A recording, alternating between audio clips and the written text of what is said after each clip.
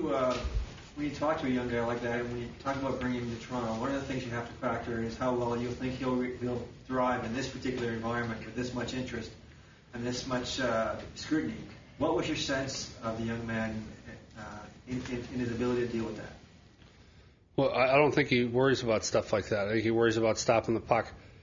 Interestingly, some of the other teams involved on all of these free agents, that's one of the negatives that other teams threw at Toronto. And talking to this kid, the media, the negativity, the scrutiny, and I told him, I said, I don't feel that way. I feel when our team struggles, they give it to the coach and the GM more than they give it to the players. You know, it's I think the goaltenders here last year didn't take very serious beatings no matter how poorly we played.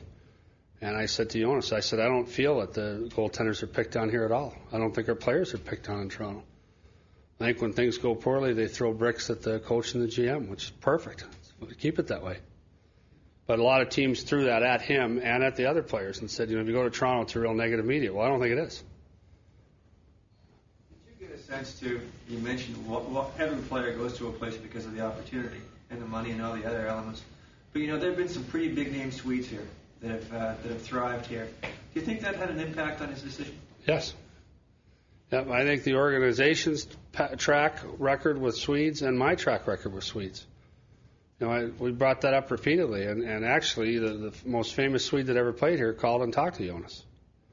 Yeah, so Börje Salming called and spoke with him. So that was back around the World Championships. But yes, that came up in our conversations repeatedly. Is that the Swedes have had a great record in Toronto, and they love living here. The city's very close to what they experience in Stockholm or in one of the bigger cities in Sweden.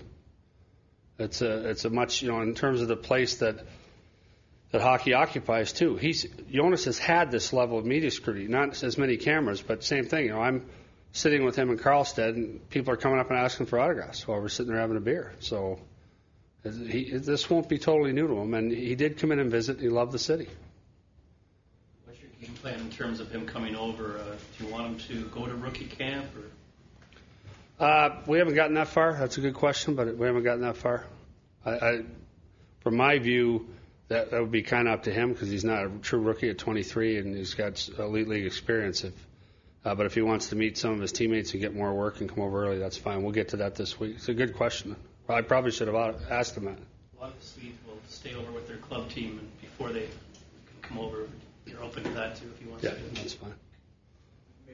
Position on Caberlet pretty clear for the last few weeks in Montreal, though you felt after Bullmister had been signed that you felt your phone would be ringing off the wall. I mean, have you been getting a lot of offers? Has anything at all drawn your attention at all? Where's that stand right now? There's interest, but nothing that requires thinking about. It's going to take a tough deal to get Thomas Caberlet out of here.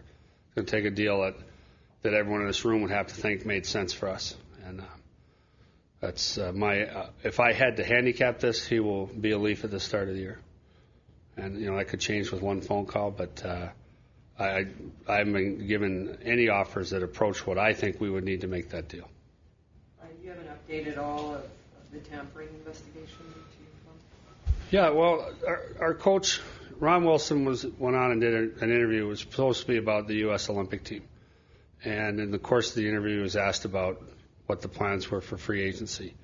We generally don't tell the coaching staff what the plans are to avoid just this type of situation where we try to be honest when the media asks us questions, and he tried to give an honest answer.